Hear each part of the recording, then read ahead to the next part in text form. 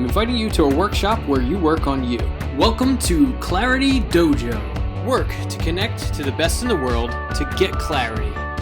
Head over to claritydojo.com. You'll get the latest research techniques, examples, and it takes all of the guesswork out of which questions to ask in order to get the best insight. Get clarity and take action today. Humbled to talk to you. I deep dove your material, everything on your website, the TED Talks and everything. So it's an honor to be talking with you today. So ladies and gentlemen, we're talking with Trevor Ragan. He's the founder of Train Ugly and the Learner Lab. He's a content creator, workshop facilitator, and TED speaker. So Trevor, can you tell us about what you do? Yeah. That's a pretty good description. I guess like the high level idea is I study learning, and sort of the time I spend my most energy, the place I spend my most energy is like, how can we get better at learning? How can we become better learners? And so that's sort of our North Star that we're chasing in any of the things that we either try to learn or try to build. I would say my time is spent in like three buckets. One is it used to be traveling and delivering workshops, like delivering this content to professional sports teams, schools, corporations. I've worked in prisons. It's really interesting, like the range of groups that I've been able to work with, because I think something I believe to be true is that becoming a better learner, like anyone can do that, and it's relevant in any industry. Then the other bucket of my time is spent producing content. So that's the articles, the videos, the podcasts. And I think maybe the most interesting bucket is just the learning that I get to do. So I've been lucky to develop relationships with a lot of the researchers, or whether it's through like reading a book and then looking at the notes in the back, I'll actually go visit the people doing the research and spend a few days with them and try to get to the core of like, okay, I understand this one study, but like, what are the ramifications? What does that actually mean? What are the applications? And so that is kind of my favorite part, is going and getting in the trenches with the scientists. I don't do research myself, but I see myself as kind of a megaphone to highlight important research that doesn't get enough attention. So we don't tell anyone that this is our stuff. It's like we're connecting dots and translating it so people can understand it and use it. That's kind of where I fit in the like bigger ecosystem, I think. Man, that is so inspiring. I love it.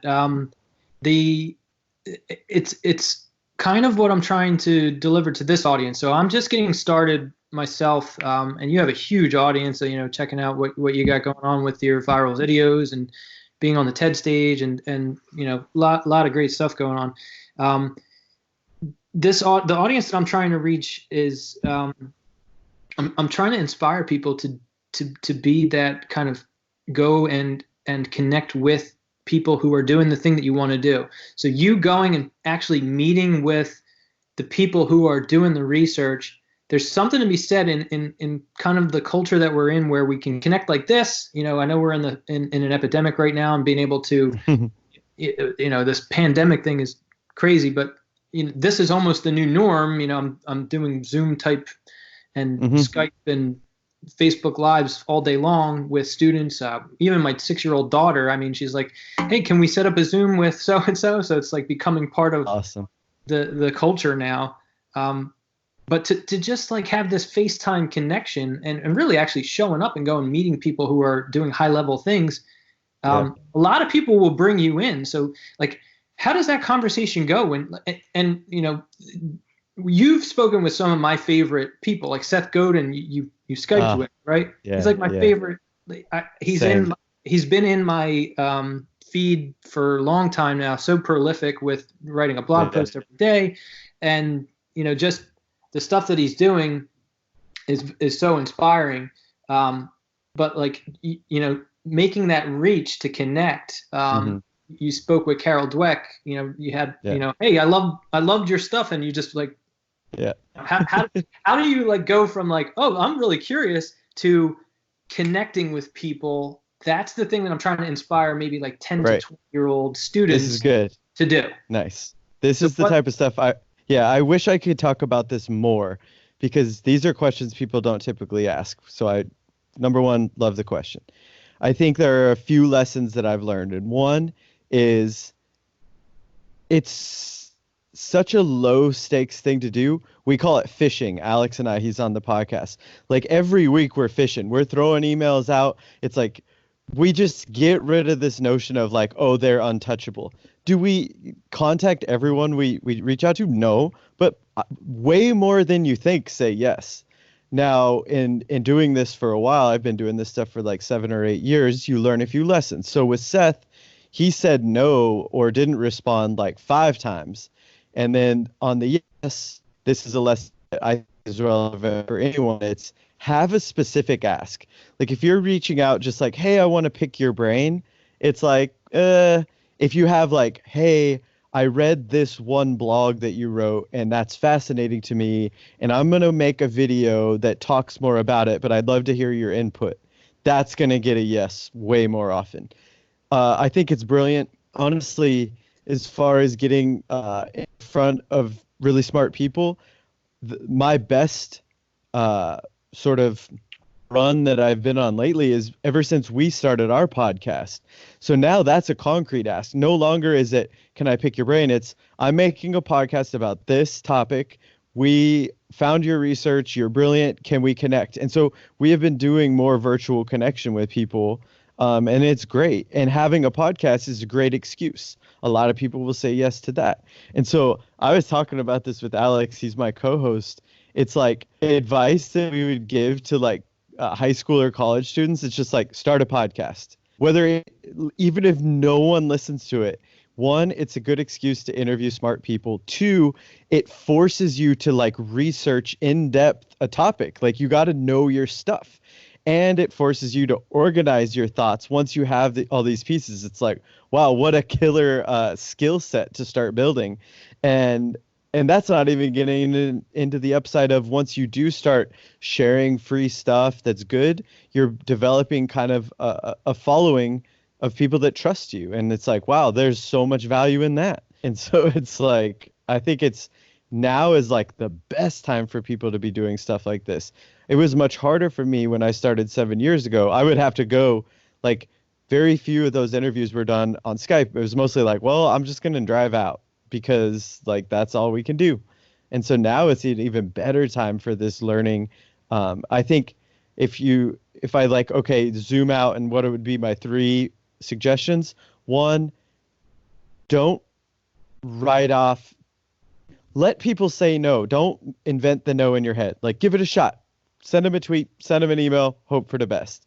Have a concrete ask and know your stuff. Like, do some research beforehand so you understand. Like, I think when you do that, they're actually delighted to be on that interview of like showing that you've done some reading. It's not just like, oh, I think you're famous, come talk to me. It's like, no, I've read your books. Here are some concrete things that show that I care, and then I've put in my work. When you're ticking those 3 boxes, it's really, really fun, and they seem to appreciate it. Wow. That'll definitely be the little package moment that goes out on the micro content to Instagram and all the different channels. And I love your language of like zoom in, zoom out to reframe so that you can kind of help people who are learners get over some of the obstacles that may be part of mindset. So that's one of the questions that I have a little bit later. But I was nodding my head the whole time you're talking. That's the message that I'm trying to get across. Like, start a podcast. I'm teaching students video production. So it's not a stretch in any means to start a podcast, and you don't need to take video production class to be able to start a podcast. Correct. We're literally on Skype right now, and there's a 1-click record button at the end. That's it. And I honestly, when people like, I don't think there's a blueprint from where I started to where I am now. It's ridiculous. Sometimes it blows my mind. 4 months ago, I presented to the United Nations.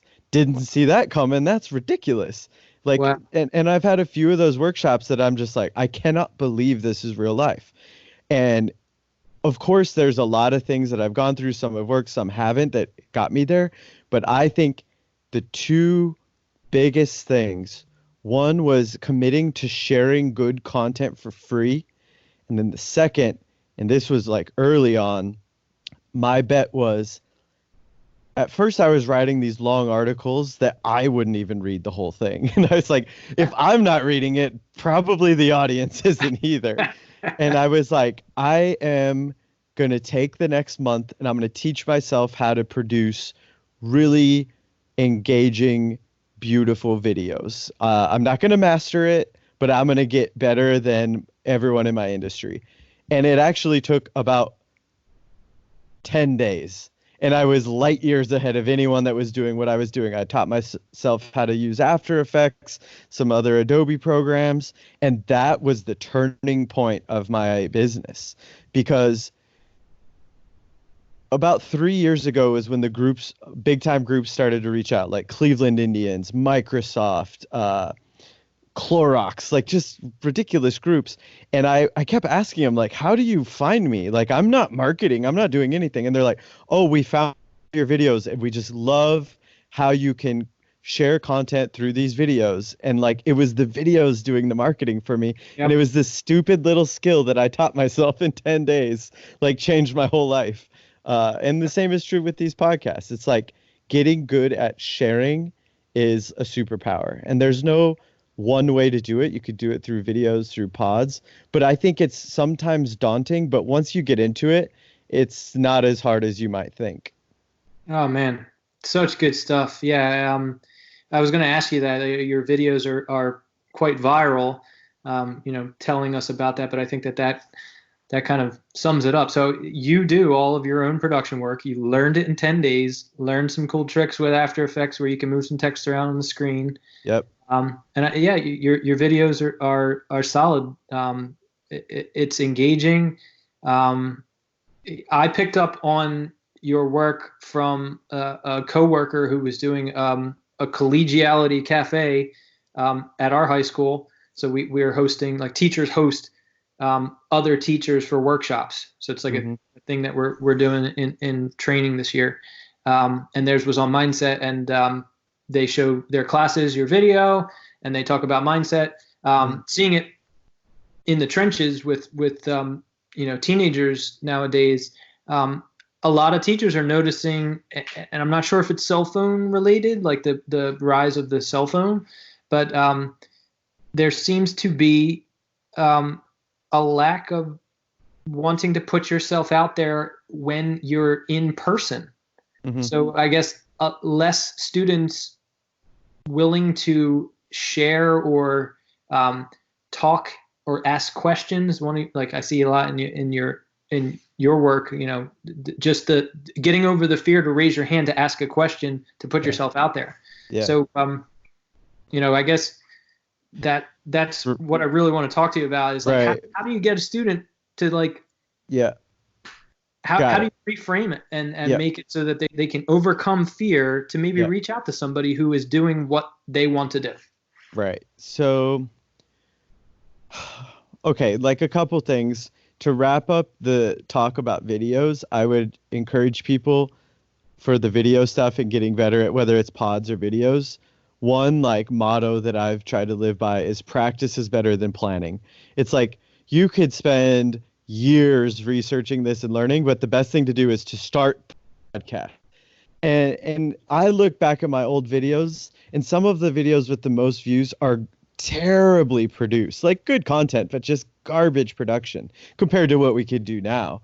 But the only way to get that jump was to start making videos. Yeah. And so it's like one big piece of getting better at something is just the commitment to I'm getting reps versus waiting for perfection or waiting for this I feel so prepared. It's like that doesn't exist anyway. So starting is huge. Then we go back to, okay, let's just look at learning as a whole, and then we'll jump into the fear piece, because I think it's sometimes good to provide a little context of like, well, why is this guy talking about fear? I think to become a better learner, the actions we engage in are not rocket science. Like, you could ask a 5-year-old, like, what are things that help you get better at stuff? And they'd be like, you got to practice a lot. Maybe have a coach or a teacher. You got to make mistakes, but learn from them and struggle. It's like, yeah, we know that. Now, so when I teach people to become better learners, it's not about teaching them the actions of learning, because we know that. The goal is, well, what are the things that get in the way of those actions? What are the tools to build to help you overcome those hurdles? So we're not telling people necessarily what to learn. We're getting deeper in, like, what are our, like, superpower tools to build that can help me overcome the things that sort of cut me off from these learning actions. Fear is definitely one of those hurdles. So if you're telling me to grow, I need to struggle and make mistakes, well, I don't like to do that because I'm a human, and I don't care how old we are or even what generation or when we came up. Like, humans feel fear. It's wired in there. It's like, we don't like uncertainty. We don't like attention. We don't like being wrong. And so what we found is, rather than telling people, hey, don't worry about it or don't be afraid, you have to even go a step deeper and talk about, well, why do we feel fear? Where is that coming from? Well, it's coming from a region of our brain called our amygdala. It's wired in. And we're educating people about, like, the mechanics of fear and what are the things that trigger fear. And so it's like a big topic. And when we do our full workshops, we spend maybe 90 minutes on this. And I think you probably saw the TED Talk. We tried to kind of narrow it down to about 15 minutes. But the big takeaway, I'll give you the takeaway, and then I think the best way to explain it is through a study. The big takeaway, what we're trying to get to with fear, is to maybe adjust the way we think and talk about it. Sort of our default approach to fear as individuals and leaders is we try to suppress it. It's be fearless. It's don't be afraid. But if you look into the research, it shows actually when you tell people that, it makes the fear worse. And the same rules apply to stress, anxiety. So suppression is not what we're going for. The problem is when we tell people to be fearless, what we're saying is don't feel how you're feeling, and they're likely to try to suppress, which creates a whole mess. I think the big problem is it creates some shame around fear. So if you're telling me don't be afraid, but now I'm in a situation where I do feel afraid, I assume something's wrong, I'm not ready, I'm not prepared. And so the best approach is to actually tell people it's okay to feel fear. It's okay, it's normal, it's expected. This topic in the research world is called reappraisal. So we're trying to reappraise, we're trying to adjust the way we think and talk about fear. Let's talk about 2 studies, because these were not in the TED Talk, because I didn't have time to go through, like, I was like, science says, but here's what 2 studies that are important. One was done by Jeremy Jameson. I actually interviewed him on a podcast. So if people are interested, if you just search Learner Lab podcast, you'll find his name. So they did this at Harvard. They had 2 groups of students. They had them take the practice GRE exam. One group is the control group. They take the exam, just the math section, no special training or instructions. They scored an average of 684 out of 800. Group 2 receives 1 paragraph of instructions that teach them to reappraise the feelings. It basically says, feeling anxious before you take an exam is normal. It's human. It's expected. Like, everyone feels this a bit. So in this 1 paragraph, they read it, then they take the same exam. Group 2 scores a 739 out of 800. So a huge boost in performance from 1 paragraph. But then the amazing thing is, 3 months later, those students took the real GRE and they reported their scores back to Jeremy as part of this study. The same gap remained. It's like, whoa, 3 months later from reading 1 paragraph that it basically said it's okay to feel nervous, it's okay to be a bit afraid. That was helping the students 3 months down the line. So I think that's an impressive study, but one that can teach us even more lessons. They did at Harvard Business School. And so the researcher's name is Allison Wood Brooks, and she wanted to compare this reappraisal tactic with the suppression tactic. I'm going to give a short summary of the study. There's more to it, but the part that's most relevant. she picked 3 things that freak people out a lot: public speaking, a math test, and singing. And so she ran them through all 3 of these to like really get different data points. What she found is in every single activity, one group that was taught to calm down and taught don't be afraid did way worse than the group that was told it's okay, it's expected, it's human. So the reappraisal group in all 3 studies did better than the group that was told calm down, don't be afraid. Let's dig into the singing section. So the singing portion, each student has to go into a room by yourself, and there's 3 strangers sitting at a table. There's a Nintendo Wii hooked up to a TV screen. You have to sing Don't Stop Believing to the 3 people. And it gets worse. The 3 people are part of the study. They're trained to give you no facial feedback. So these 3 people are sitting there frowning at you, not reacting at all while you're singing Don't Stop Believing to them. It's just like, yeah, just thinking about that makes us feel kind of weird. So the group that was taught calm down, don't be afraid, scores 53% on the song. The reappraisal group, the group that's taught it's okay, it's expected, they score an 81. So a massive boost in performance coming from this adjustment to the way they talk about fear. Now, here's the big takeaway. This will be a great nugget for your listeners. Group 1, who's taught to calm down and told don't be afraid, they're put into a situation where they're probably gonna feel something. So they're told don't feel, but then they do feel. How are they likely to interpret those feelings? Oh yeah. Yeah. It's yeah.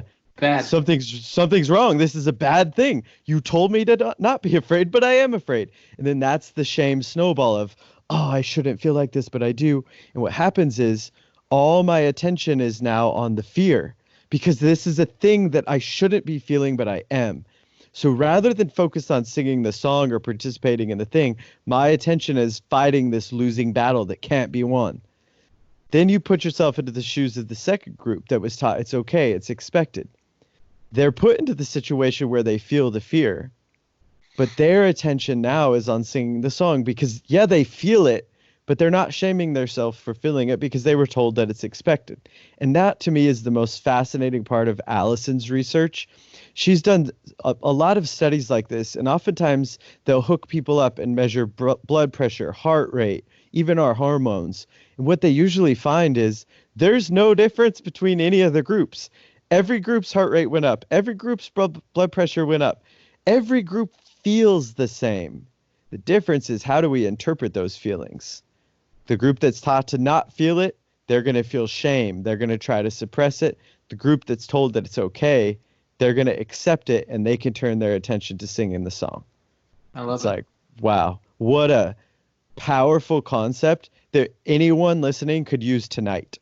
Right. So the whole takeaway is stop telling yourself and stop telling others to be fearless and to not be afraid. Now, the disclaimer here is, of course, there's a time and a place to listen to fear. If you're in danger, please listen to fear. Like, we should be doing it. But if we're in a learning arena and the goal is to grow, the idea is to understand that when I get out of my comfort zone and when I get into that learning zone, it's going to be uncomfortable. There's going to be some fear. That doesn't mean I'm doing something wrong. It doesn't mean I'm not ready. It means I'm a human. And accepting that is huge. So let's go back to this big view of learning we established earlier. We want to engage in more learning behaviors, actions, and practice out of our comfort zone. When I get out of my comfort zone, fear pops up. Now, rather than trying to shame myself or suppress it, I can accept it. So that powerful tool of reappraising fear can help me engage in learning behaviors more. That's how we would teach a concept to people. That's huge. I cannot wait to share this with my students. It's one of those things that the way that you've broken it down and have the studies to show it, it's really helpful to make that breakthrough. And I love, I have this, I guess it's just through experiences. It's like being out there in and being on the spot, having to perform. You do get this kind of fear feeling.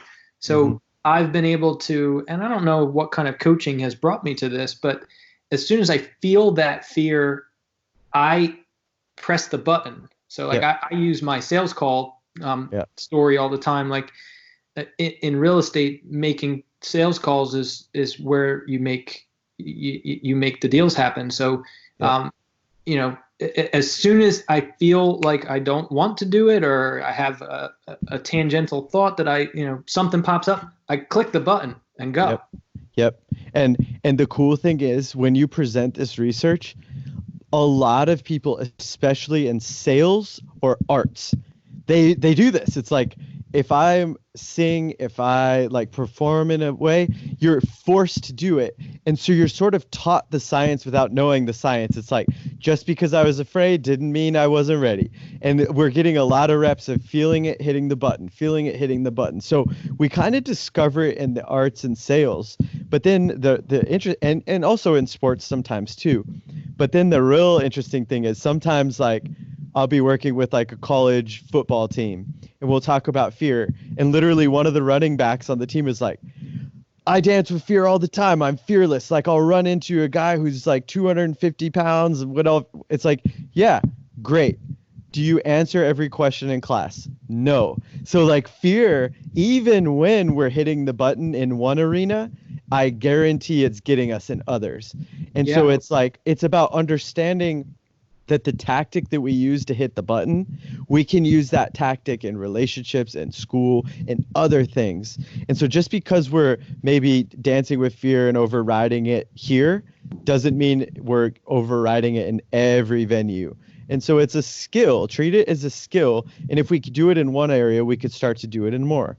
And I think when you treat it as a skill, that frees us up to not be perfect with it and to get more reps and practice. Like the really cool thing about what we're talking about now, Seth Godin is the guy who taught me this. Like, he taught me this on Skype like 7 years ago. And so like that literally changed my life. And like, that's no exaggeration. And that's been a piece of our message ever since then. And it's just so funny how stuff like that works. And so maybe for the listeners, our TED Talk about fear is really good. But if you just search overcoming fear, it's a newer video we made just a year ago.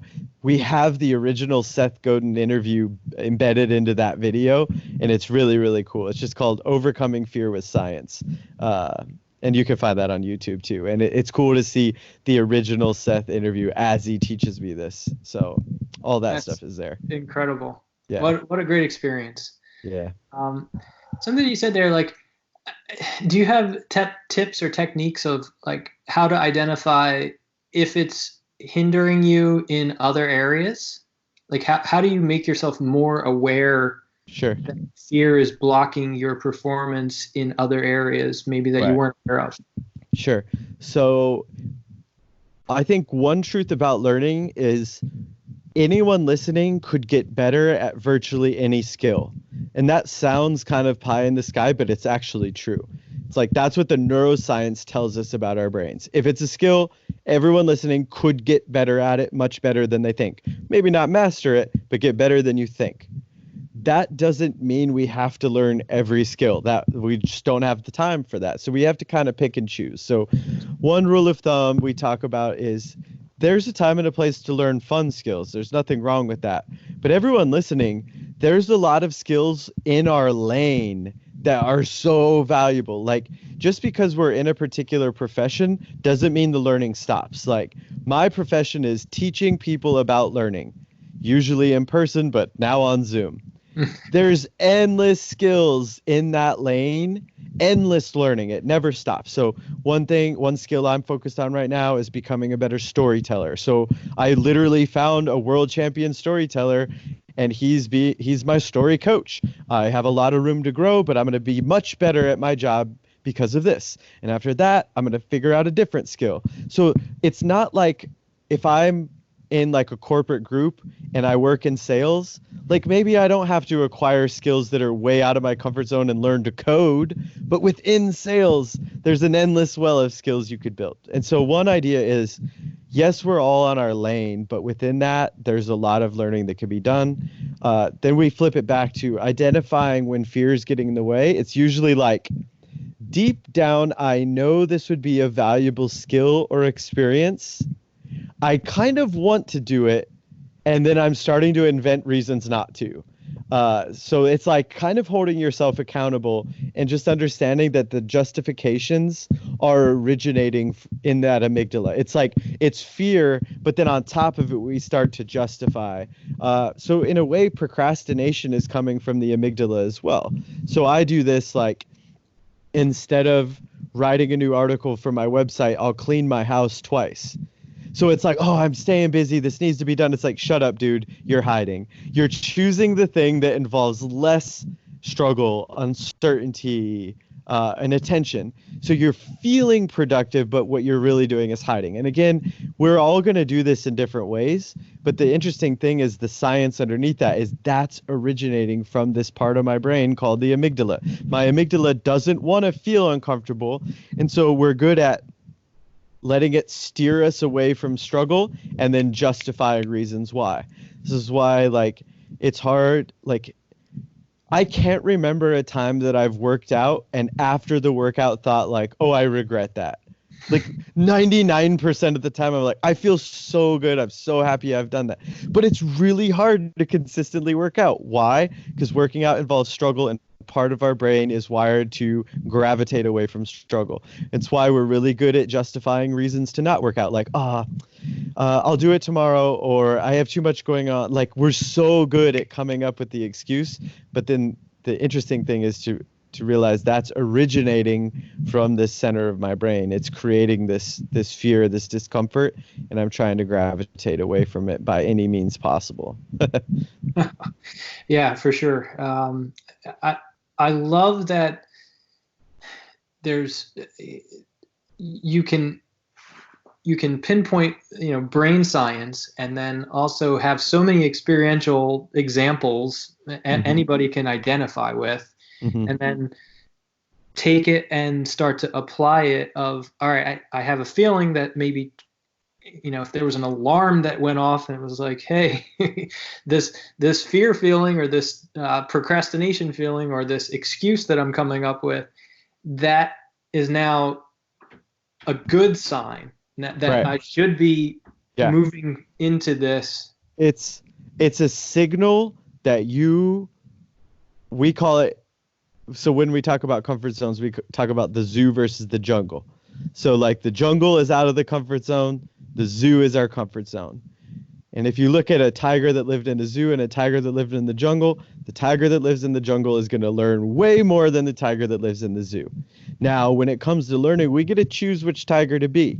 We could choose to spend time in the jungle, and when we do that, we grow. We could choose to spend time in the zoo. When we do that, yeah, it's like comfortable, but our growth is limited. So the idea is when I feel that feeling in my chest, that is a signal that this is taking me out of my comfort zone. And if I am not in danger, it's probably a good growth opportunity. It doesn't mean I always have to do it, but when I do it, I'm going to grow. And so like that's the stuff I wish I would have known sooner in my life.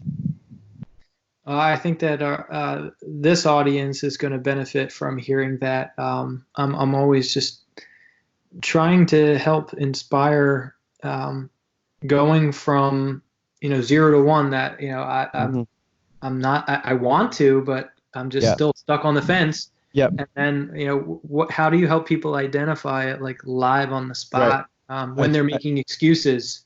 That's I think the hard part. There's a few other things that I'd recommend. So all right, 3 tools to jungle tiger more or become a better learner. One is just believe that you can.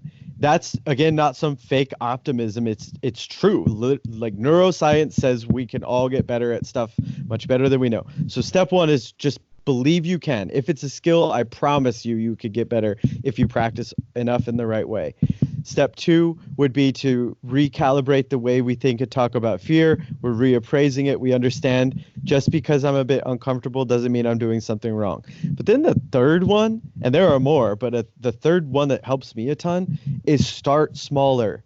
Like, it seems kind of counterintuitive, but sometimes if where I'm at to where I want to go is too big of a leap, it's like, even when my mindset is right, I still might not do that. And so when we start smaller, it's like we're starting to build a more consistent foundation.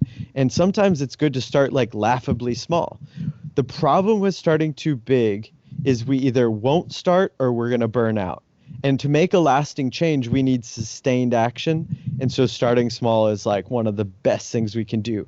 And the other upside of starting small is it's going to help kind of not remove the fear, but maybe squash it a little bit. Because if it's a big thing, it's like so if someone listening wants to become a public speaker, maybe the best, like, starting on the TED stage might not be the best approach. Like, that's a big leap. You could probably do it, but it would also be good to maybe get some like smaller reps under our belt of speaking in front of people. So it's like, I'm starting smaller. I'm getting better at dancing with fear in a more low stakes arena, and I'm getting better at this skill, and it's prepping me for the big stage. So starting small is really important. Yeah, breaking down that goal into bite-sized parts. I know journaling and goal setting for me in master's degree studies, that changed how students were performing. When you're making excuses and not putting things in writing, you haven't done the work to get started on whatever the task is.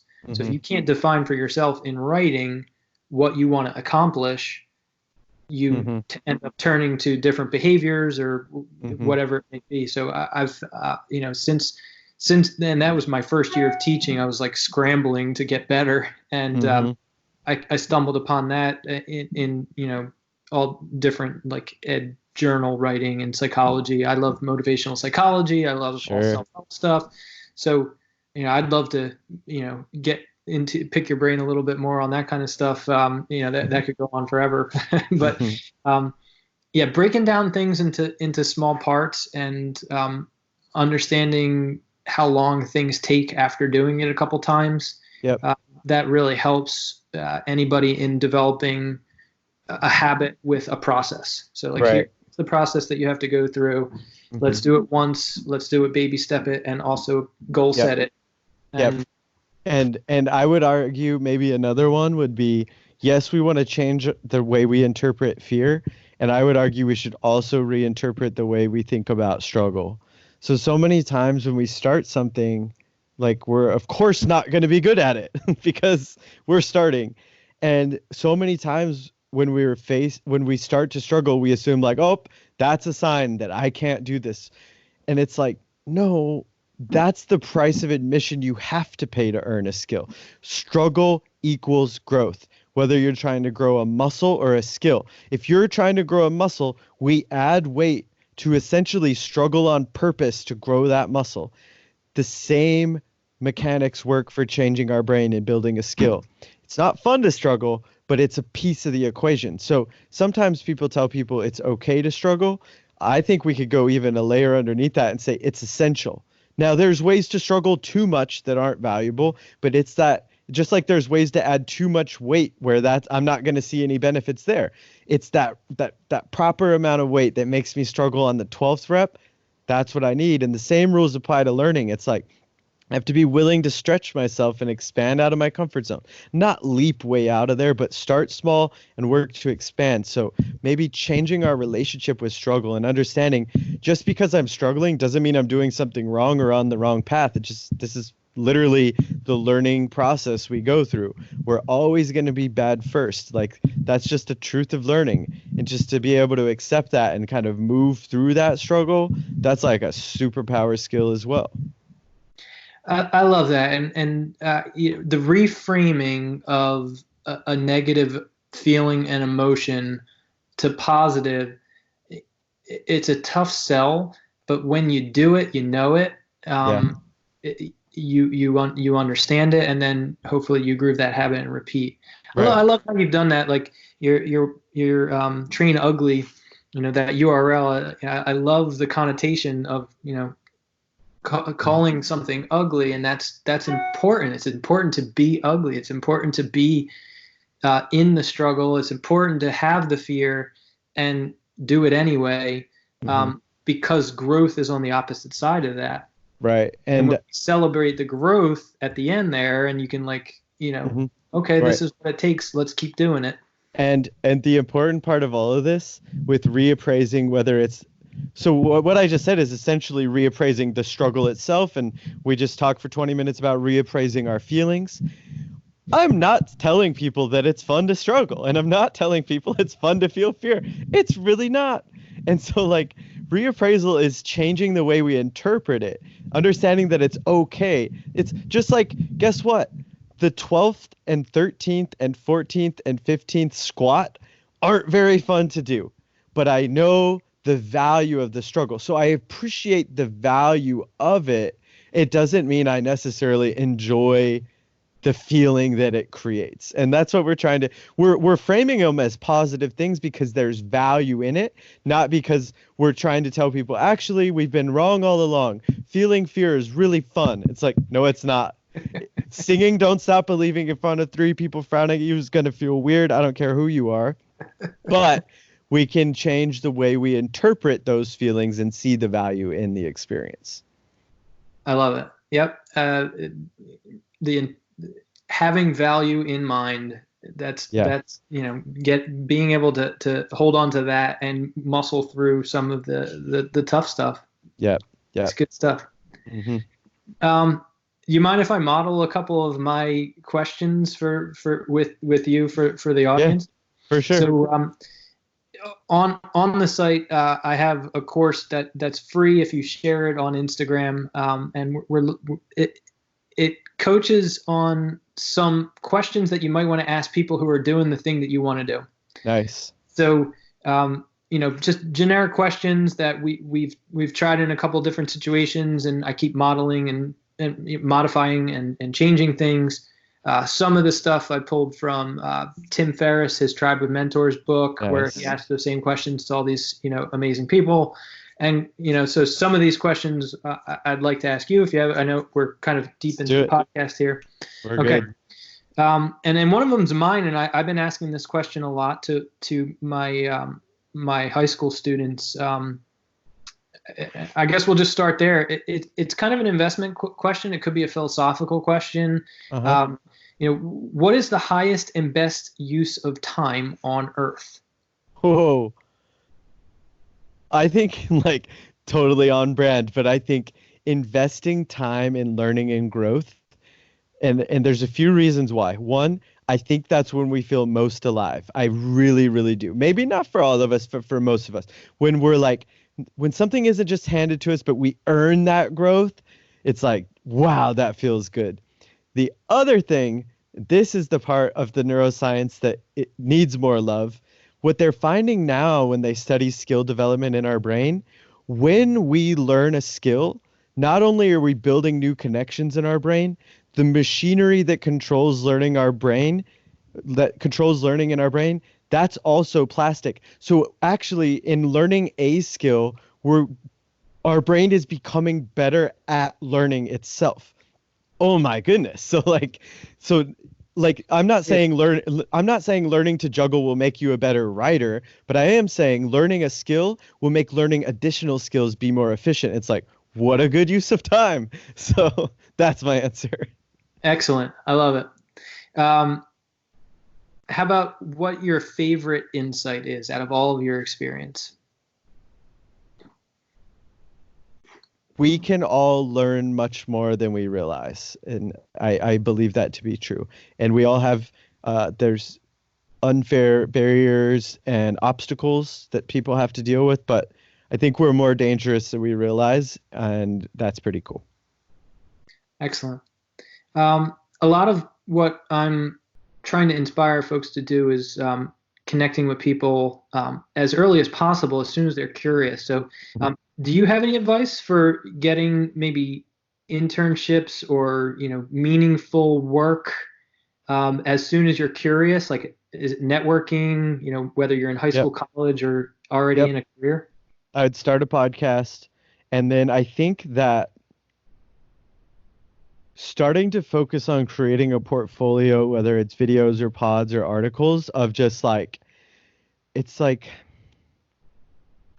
if you can go to someone and show that you've done your homework and looked at their concepts and not dumb them down, but showed how they connect to other things, like you're going to kind of earn their respect. And so doing that, it's sort of like creating before you ask. And so Mm-hmm. that's a tactic That's that I awesome. use. Yeah, that's a tactic I use even in my business. Like I spent 3 years blogging for free and making videos for free before I ever made any money off of this. But because I did that for 3 years, I had this big following, and then the opportunities came out of that. There's no way I'm where I'm at now if I came out of the gates selling everything I did. Of course, we have to sell some stuff, but building and sharing before we're asking is pretty powerful. So, this is that's advice that I shared with Alex, my co host on the podcast. 3 years ago, I told him, learn to make these videos. It's a superpower skill. He just graduated from college. He hasn't even had to get a job yet. He's making so much money making videos for people because he like knows the skill. And so it's just like building these skills, creating content and sharing, that seems to open a lot more doors than just the cold, hey, you're awesome. I want to come work for you. And maybe that could work sometimes, but creating and building, I think, is going to get us even farther. I love that. I have a tip, and I'm blanking on the name. I'm gonna have to put it in the notes. But I think it was on Entrepreneurs on Fire, John Lee Dumas. I don't know if you listen to his stuff, but the the um, the tip is, and I kind of used it to connect with you. It's you you are looking at their work and sharing it with your audience, Mm-hmm. and you take a screenshot of it with your phone and Mm-hmm. then tag them in the post on wherever it is, Mm-hmm. and you just say, Yeah. hey, really appreciate your work. Right. um, I'm sharing it with my audience. And then, Right. like you said earlier, maybe if you tailor it to a very specific ask. Yep. Yeah. Great. And I think the cool part, what you did, and I respect it, sometimes people will interview me just to get the nugget and then they'll go take it and share it as if it's their own. And Mm. so like you can't ever stop that. But the fact that you're sharing, you see the value of the videos, you're sharing that stuff, that's sending good signals. So I think that's a great approach. Yeah, yeah. Well, you're giving away so much great content. It's hard not to share it. So thank you for what you're doing. Nice. So we talked a little bit about like networking and maybe starting your own podcast. And my pitch for that is, just Skype, click the record button, and throw it up on YouTube. And it's just you talking to people about something Yeah. that both of you are passionate about. It's good stuff. You're good. And the value is it makes you a better learner and you're going to learn as you go. And then pretty soon you're like, oh, how could I maybe edit this or create a clip off of this? Like you get to learn all that by doing. Practice is better than planning. Chase the reps, like start the thing. And even if no one's listening, it doesn't matter. Like you're interviewing and learning from smart people and you're sharing it with a few people. That's awesome. Like for the first year that I started my website, like 80 people would read my posts and probably 70 of them were related to me. It's like we got to start small with this and then it can build up over time. That I guess leads into the next question. So for the entrepreneurs out there, how did you take your idea and turn it into a business? Kind of stumbled into it. It was never the plan really. The plan was to create a website that people would go to that was valuable, and then the opportunities came later. Like I never considered doing in-person workshops. Like so people started asking me. So I don't think I have much to add there other than it's just another nod towards the value of what Seth Godin would call permission marketing. It's like sharing, being generous, and then opportunities could come after that versus what the traditional approach is trying to like sell everything out of the gate. I just found like I did it by accident, but I would imagine people could do that on purpose. Like build the tribe through generous sharing and then understand that the opportunities can come later. So even with me, it's like now that I have a tribe, there's so much freedom. If I want to start a podcast, we started a podcast. It has crazy traffic. If I want to write a book, I could write a book. If I want to do, it's like there's a huge group of people that trust us, but that was earned through sharing. So that's where I would start. Yeah, I think the sharing to build the message is pretty clear, and you're hearing that pretty much everywhere. I'm a big fan of Gary Vee and his stuff. That I think it resonates with anybody who's logical. Anybody who participates in internet culture and listens to what Gary Vee's talking about, it just makes sense to, you're just constantly interacting and sharing good stuff and helping people out. Right. Exactly right. How about resources? Do you have any resources that you would recommend, like sites, books, podcasts? Yes. Sign up to Seth Godin's blog. He writes one every day, and they're usually short, and you'll read it and you'll sit there and just go, how are you so brilliant? He is the best communicator and one of the best thinkers I know. His podcast Akimbo is really interesting. Adam Grant's podcast WorkLife is really good. Brene Brown's new podcast is unbelievable. It's called Unlocking Us. Glennon Doyle on Instagram. She's a great Instagram follow, but she wrote the book Love Warrior and Untamed, both so good. So those are the people that I gain the most from. I'm pretty selective about, like, I learn from everyone, but as far as the people I trust the most, it's like Seth Godin, Brene Brown, Glennon Doyle are kind of my go-tos of, like, kind of the cool thing about them is they're sharing so much. If they share something, then I can sniff that out and dig deeper into a topic if I think it would be relevant to our message. So those are my favorite follows. Cool. I love how you put that, relevant to our message. Dig it out and make it relevant to the message that you're sharing. Cool. I love that. Yep. And thank you for all those resources. A couple of there I will definitely be researching after we get off. Nice. This is a Tim Ferriss question. Best success and favorite failure.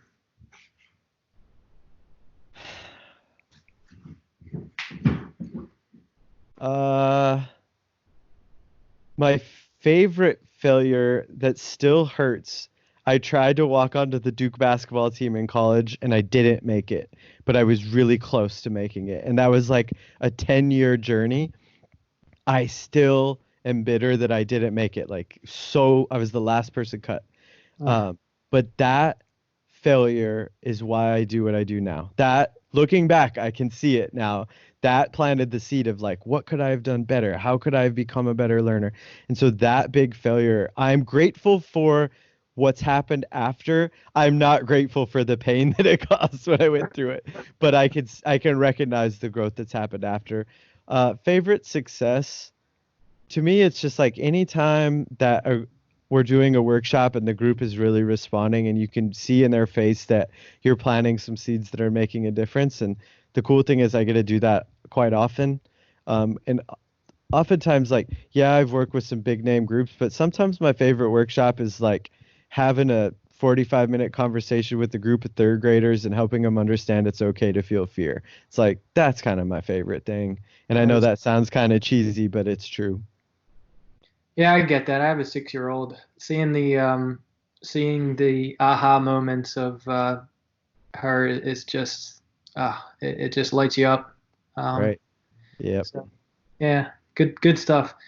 All right. I think we're gonna wrap it up. I wanted to ask you, and this comes from one of your articles where you're talking about how the U.S. women's national volleyball coach, Karch Karali. And that name, I was like, man, I know that name. Like, he's a legend. Legendary, and it's crazy. I'm not like a huge. I play. We have a Medford Lakes beach volleyball league that I get to play in. I'm like 5'9" and it's the same. Can't really do much. But it's cool that you were kind of like standing with the legend and coaching and and helping him, and his modeling with his players is asking them in their conversation, how can I be better for you? So I love that. And I wanted to ask that live, like, hey, like, Nice. what did you think today about how we did on the show? Like, how could I be better for you? All right, and this isn't just me just saying this to be nice.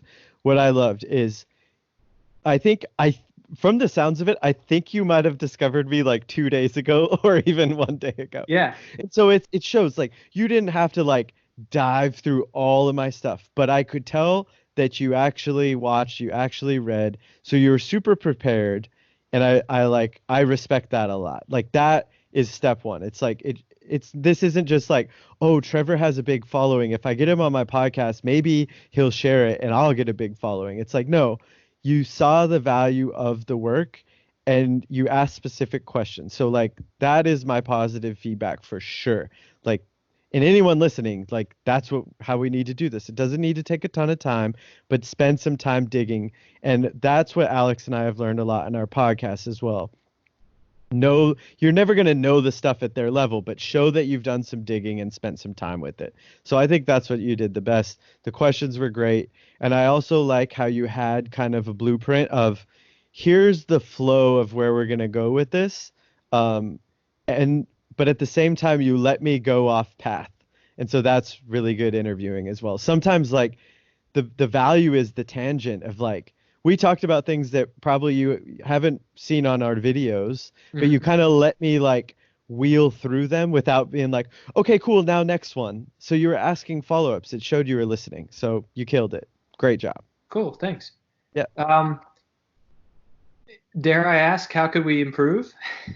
I got nothing. It's like, I think the improvements that Alex and I are trying to make, it's like there's a ceiling on how well you're going to interview someone. And like maybe we could get a little better, but there's a huge ceiling on, well, what are you going to do with this now? Are you going to make some clips? How are you going to share it? How are you going to produce it?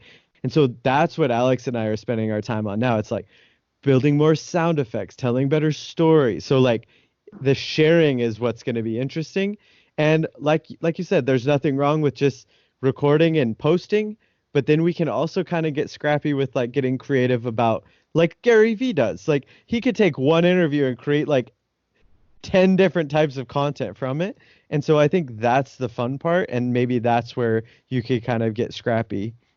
Yeah, I love it. Well, what a great interview today. I really sincerely appreciate you hanging out. And, I'm hoping everybody out there is safe, and, it's cool that we get to connect in this kind of this way pretty easily.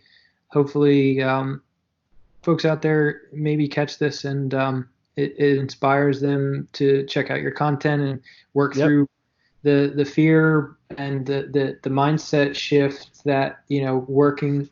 What was the term again? How you reframe it? Reappraisal? Reappraise. Yes. Yeah.